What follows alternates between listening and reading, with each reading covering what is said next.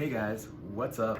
This is a heavy metal magazine from spring of 2007. And it's interesting, in 2007, they usually give you a magazine that's like, they usually like bring it out every month. So they'll say like, it's June of 2007 or whatever. But I think in 2007, they were doing different stuff with their magazine. I don't even know what they were doing because it would be very, very off and on, very hit or miss with the magazine in 2007. But if I remember it, but it's pretty cool. It's got a really nice cover by Louis Royo, and I didn't know this was Louis Royo at first. It doesn't really look like Louis Royo, but it is Louis Royo. It's kind of Louis Royo-ish, you know? Yeah. The cover is fantastic, and like even if you look at the back cover is amazing. And seriously, like at the time, this was $5.99 US. $6.99 Canada. I don't know why Canada. You guys are more expensive, but I think you get more bread than Americans do, and or it's just worth different.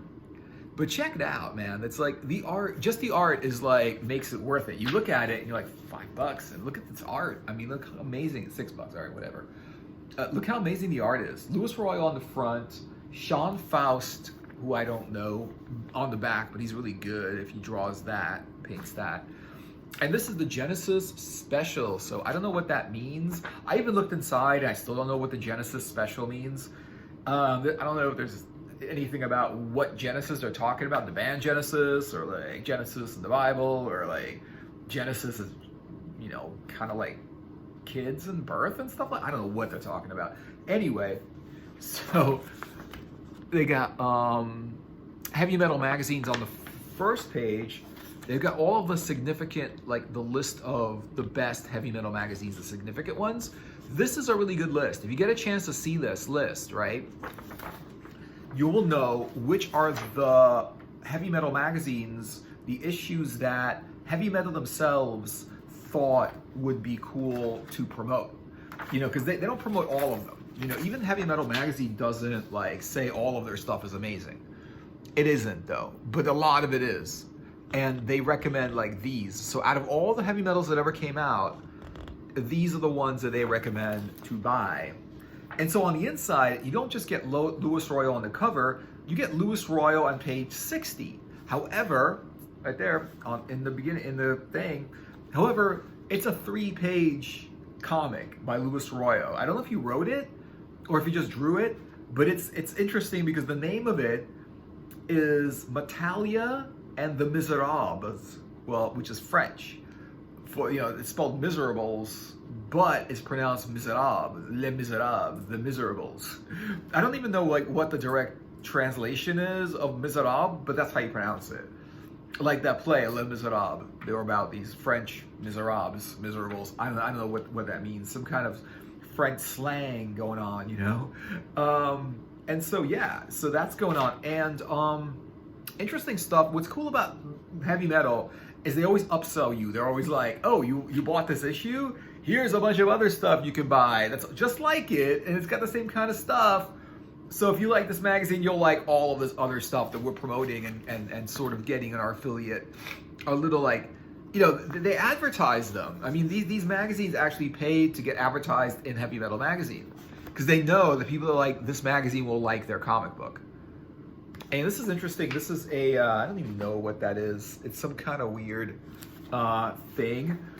And it goes into the comics. Thinking about these comics, I think in 2007, this is where the magazine was very, very hit or miss. But what's nice about it, like no matter, even if the stories were hit or miss, the art was always on point. The art was always good, and the art was always amazing. And let me see what I can show on here. The art is so cool. It looks all airbrushed and everything. Let me just show you a page that I can actually show. This one here. All like airbrushed art. Kind of look like sort of like the Conan the Barbarian art and stuff like that. All airbrushed and stuff. Nice colors, nice anatomy, like the pretty good. Let me see what else is. Yeah, and then like here's one I can. This one. Pretty cool. Like she's like got a sword and she's like flying or something like that. That's pretty cool. A lot of like really cool action scenes. And let me see what else is. Yeah, I can show that.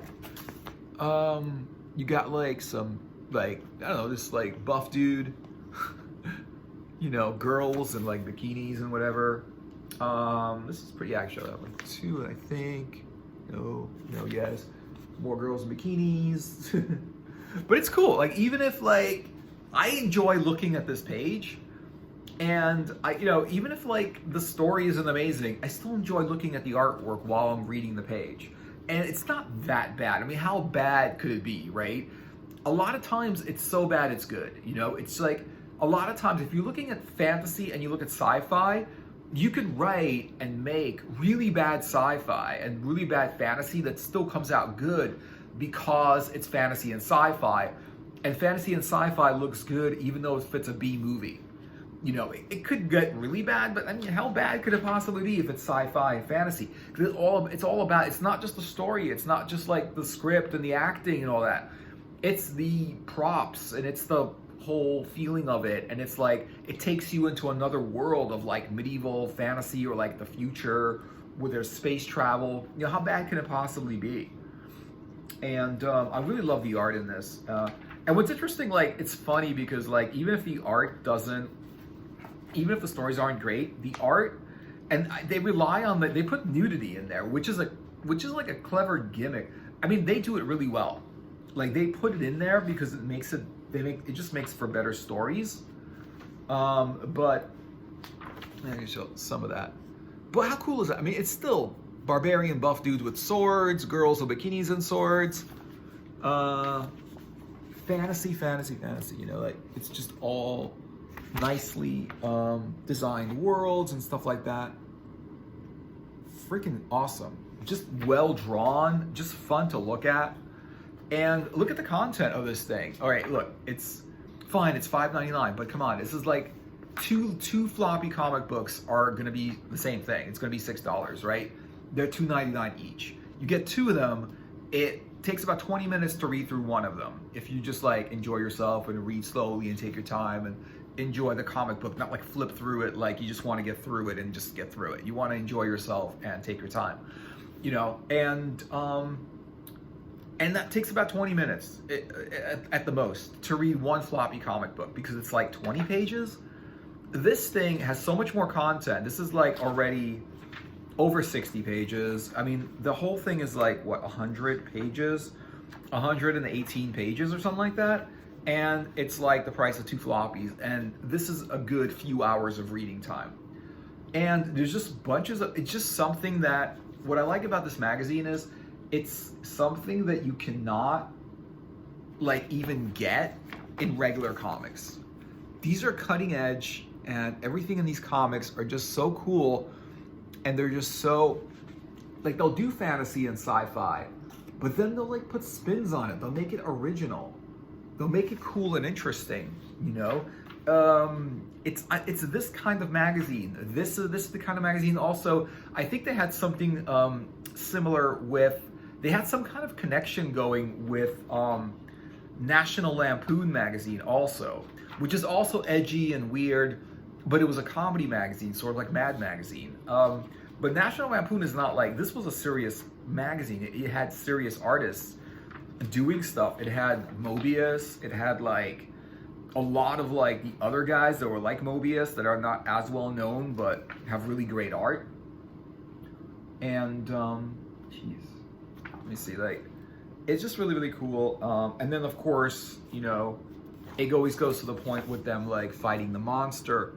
And it's just like a whole page of content and dialogue and people swinging swords, and hey, why not, right? That's really cool. And what's all this stuff? Oh, so yeah, so here we have like the little thing, the little insert, and it says heavy metal is in two different formats. I don't even know what that means. I think it's got to do with, I don't even know what they're talking about. I guess they're talking about like the monthly versus the quarterly formats, and that's why like if you get the monthly, it's one fee. Like they're just like charging you for it. They're like, hey, if you want to get the monthly, it's one fee. If you want to get the quarterly, it's another fee. And this is the quarterly. So if the only thing that they were releasing that year was, I do think they did monthly also in 2007. But I don't know, they also did these quarterly ones. I'm not even sure what they were doing at the time. Really cool. Let me see where else is there. Yeah. Just like women with fangs and swords and barbarians, and man, it's so cool. Wow. Jeez. Amazing stuff. Just fun stuff. You know, the kind of thing where you would go to the, because this is 2007, right? There were video stores, and you'd go to the video store and you would go and look and find that fantasy movie that no one's ever heard of before, that you've never heard of before, that was probably in some theaters and then out of some theaters, and they never like made a name for itself, but now they're in your video store and now you get to watch it. And then you get to either get pleasantly surprised, like, wow, this is an amazing fantasy movie, like Conan the Barbarian with Arnold Schwarzenegger, or, oh yeah, it's campy, it's weird, it's kind of dumb, whatever, and but you'll still enjoy it because it's fantasy movies, and you can enjoy fantasy and sci-fi even if they're bad. I mean, it's better if they're good, but if they're bad, you know, like you can still enjoy it. Just some cool shit, just like monsters and fangs. God damn, crazy going on. Yeah, trying to like just women with like bikinis and swords, sort of that whole Red Sonja vibe, you know, going on. And see, this is what I'm talking about. All of a sudden, the barbarian picks up an electric guitar, and the troll is like, what is it? Is that a troll or it's like a bugwort? I don't know what it is. It's some kind of like monster singing, and the girl is playing the violin. Now, come on, look, they were swinging swords, and now they're playing electric guitars and partying with freaking like satyrs, satyrs, and man, that's cool. And then, like, this is interesting. Like, they would have, this is an anime thing. On this page, it's an anime, and this is showing anime. This is called Angel Blade Returns, and then Sin Sorority, Stepsister. I don't know what. Oh, this is anime 18. Oh, yeah, I don't know, man. Anime 18, like, okay. That's the sort of like 18 and over anime, I guess. It's funny. Which is like, I don't know. I think that anime is cartoons that are not for kids. Like, no anime is for kids. Like, I don't see how kids will watch anime. They won't even understand anime. Like you have to really be an adult, or at least, you know, grown up to some point, understand an anime, you know, or, you know, a manga or whatever. You can't. This is a little silly because I don't know why they put this in here, but it's not like, it's funny because like every once in a while you get the story that's just not sci-fi or fantasy, and God, I don't know, it's not my cup of tea. You know, the art isn't cool. Like, if they do it cool, but they're not trying to be cool, they're trying to be like weird and like they're trying to be like campy and shit. And I don't know, it's always some weird story with a weird angle and twist. Living Morpheus, that's interesting. Oh, look at this one. This is all of the Louis Royal Prohibited and all of the Louis Royal stuff. Now, these are all Louis Royal, like, sketchbooks, art books. He does major stuff. Because every print he does, every painting he does becomes huge. And people want to buy it. And even at the time, in 2007, he was big. Royal, you know, and a lot of people didn't know who he was. A lot of people now don't know who he is, like Louis Royal. Who knows that? People don't know who Boris Vallejo is, you know, they don't know any of these guys. And if you ask someone who's into art, right, well, who they like, they'll say they like Van Gogh and, you know, Picasso and those guys, right? But Michelangelo, whatever. And then, but you're like, you know, but, you know, how about modern? Something that's not like Renaissance art. We're talking about, what about modern art? It's like, nobody knows any modern artists. They just don't have a name for themselves unless you're into fantasy or this magazine, or so because this magazine actually promotes artists, and I think this magazine did a lot for the art world and art in general by promoting Vallejo and Royo and all of these art, you know, Mobius. You know, they promoted him. They put him in the magazine. People were reading these in the newsstand, and God, And then, you know, you can get all these books by them. People would like see them in the newsstand. They would never see them like unless they went into an art gallery where one of their fine art pieces, like the freaking 5 foot by 7 foot by 8 foot, you know, gigantic paintings were there, and then you would see it in an art gallery. Otherwise, you wouldn't hear about them because they were on covers of books, but they were not like. But then they put them on comic books in a comic book magazine, and they would do in comic books. And now they know who they are. The comic book people know who comic book artists are. You know, like the guys that do all of the comic books. Comic book fans know who those artists are, but then they, you know, but it's still, comic books are like, comic book artists generally do comic books, which are like superhero comic books, Marvel and DC. But what about other comics? What about other kinds of stories? This is kind of cool. I don't even know what this is, but it's a sci-fi. You can see like people are in visors and like spacey outfits and shit. And bunch of stuff. That's pretty cool. Let me see if there's something really cool here, because it doesn't. Oh wow, yeah, some of these are cool. I love the sci-fi stuff. Look at that. Let me show the whole thing. Yeah, that's pretty cool. Wow, that's nice. It's really cool. I don't know what this is. I don't even know what the dialogue is or anything. I don't remember reading it.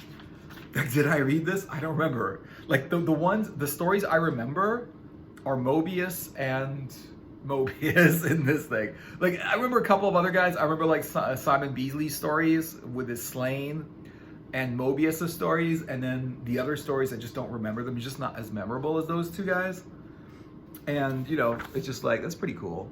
You got like a bunch of soldiers or like some kind of whatever. I don't even know who they are, but it's nice. It's like weird mystical sci-fi and really nice art style too. I dig it. I like this art style. I even like the colors, because you could see like they put all the colors in all of they made the colors like constant to, you know, some kind of like, whoa, look at that, a whale ship or something. That's pretty cool. And then that says a new idea, which was the end of the thing. Frizzado. Who is Frizzado? Frizzado by the Numbers. Oh, okay. I think that's just a writer or an artist or something like that. Frizzado. I've never heard of Frizzado before. Not Frizzado. Wow. But he's got like, obviously he has books, which is weird. Like I don't know why I've never heard of him before, and I've read tons of these and I've never noticed a Frizzado. I don't know. See, this is what I'm saying. People don't know these really good artists, because even now, I think the internet and social media has, and especially like Instagram and Facebook and YouTube, has made so much like of an impact on artists, the art world, or anybody wanting to make any kind of art. You have the art gallery there. It's just, you just put it on Instagram, and it's just like putting it on the public art gallery where people are gonna see it. Because that's the whole point of art. You do it, you make it, and you put it out there so people see it. This is interesting. This is Metallica, no, not Metallica, Metallici, and Miserables. The Miserables. But I like how it's drawn. It's freaking cool. And I think this is this is the Louis Royo one. And it doesn't look like Louis Royo's pinups or his prints, but yeah, it says it's Louis Royo, so I believe it. Because it wouldn't say Louis Royo if it wasn't, and it looks like it could be kind of a Louis Royo. But the thing about this one is, it's 3 pages big. What? Look at that, 3 pages. That's it. That's the 3rd page, and that's something totally different. 3 pages big, man. Oh my God. Oh jeez. Wow, Metallic Cats. Okay. This is some cool shit. Okay, like here is some interesting stuff. SQP. Yeah, this is weird. Yes, this is a little bit adult. But they have a really cool picture of Zev. I think her name was Zev from Lex, the sci-fi story. I think I can show that one. this picture here with Zev from the story Lex, the sci-fi story Lex. Lex is like this giant bug spaceship, and they fly around in it. And then there's like all kinds of adult, like it does get into like adult content. It does become like, it goes from fantasy art to pinup to just complete adult content. And yeah, it just goes as far as it wants to go. But then again, it's got some cool shit. Like art of here, like this one here, art of Clyde Caldwell. He's amazing.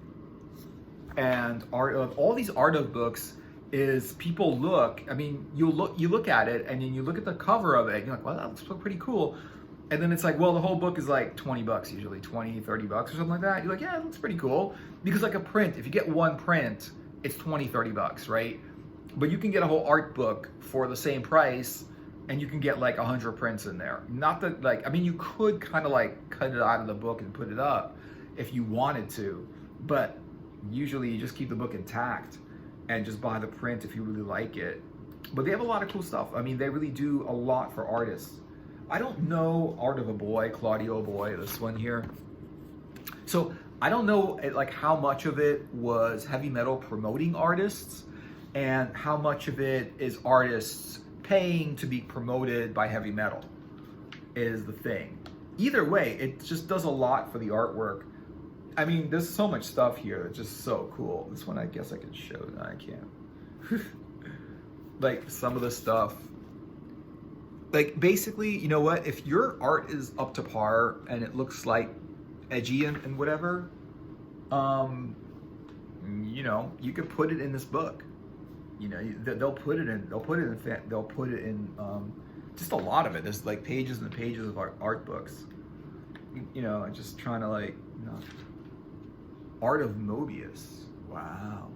Oh, Art of Michael Mobius. What? There's a Michael Mobius? That's so weird. I didn't know there was a Michael Mobius. Jeez. More. Just pages and pages of them. I'm trying to like see what's on here so I can show you some of this. Just pages of art books. This is cool. I'm gonna like definitely look at this and see which ones I want, because if you're into art books, which is I'm into art books, and like you can't find, I mean, I would go to comic book stores and get art books there because they're not in the bookshops. God, there's pages of these art books.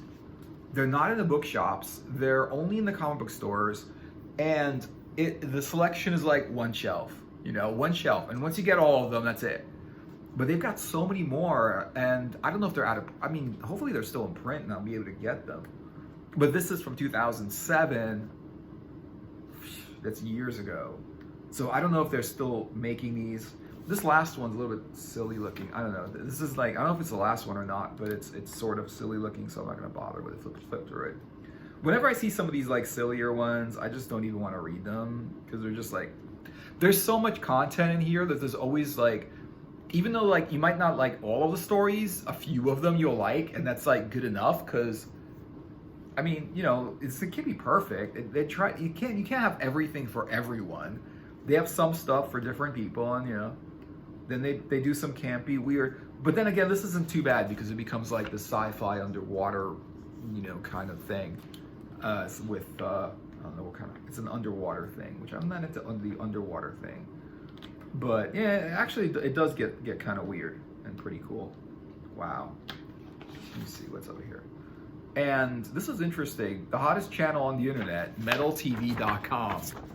Have you guys heard of that? MetalTV.com? I've never heard of it before. That sounds really cool. MetalTV.com. The official website of Heavy Metal Magazine. Oh, they were like in the 90s. They had a really cool website. And it's funny because the dial-up internet of the 90s, their website was so slow that it took 5 minutes for the website to load for you to see like one page. And then when you clicked on the next page, it took like another few minutes for the second page to load. But it was nice, it was impressive. They put art up there, they put a lot of cool stuff up there, and they put like this kind of like menu up there. But this is 2007, so it still wasn't modern high-speed internet at the time. But I remember in the 90s they were up. And one of the first, when I first got on the internet, got on Yahoo, and one of the first things I did was like, I put in Heavy Metal Magazine and I got to their website. And it was there. And it took forever to load, but it loaded and it was cool. And it was nice to look at. And I don't even know, I don't think there's a metaltv.com now, but I guess there's a Heavy Metal Magazine website or something like that. And I guess you can like buy all this art and buy all their magazines from there and everything. It's pretty cool. Genesis Special, which I still don't know where in the book was the Genesis story or Genesis. I don't even know where in the book was the Genesis. I went through the whole book, no Genesis. Maybe there was a Genesis and I didn't even see it because that's how these things are. But I love this Royal on the cover. Look at it. She's like, kick this freaking monster knight's ass. You know, with, God, what a cool outfit too.